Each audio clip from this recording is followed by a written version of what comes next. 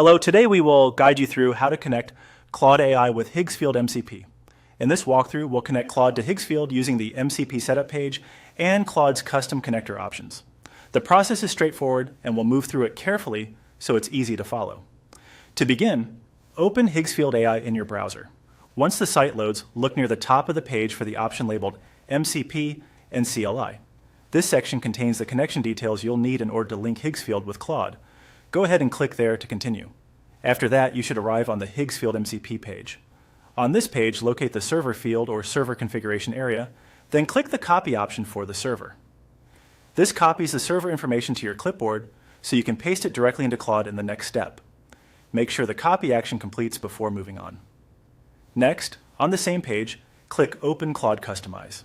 This should take you directly into Claude's custom connector setup area, where you can add the Higgsfield connection. If Claude opens in a new tab or window, that's completely normal, so just switch over and continue from there. Once you're in the Claude customization screen, find the field where the server information should be entered. Paste the server you copied from Higgsfield into that field. It's a good idea to give the pasted value a quick visual check, just to confirm it was inserted properly and that nothing was missed during the copy and paste step. After the server is in place, enter a name for the connector.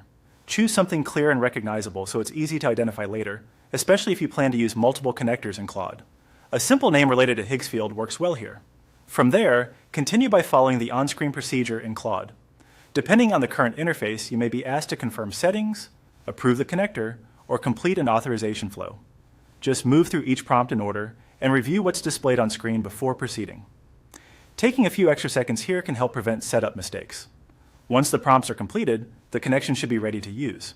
If something doesn't look right, it can help to go back and verify that the correct server was copied from Higgsfield and pasted into Claude without any changes. And that's it. You've now gone through the setup process to connect Claude AI with Higgsfield MCP.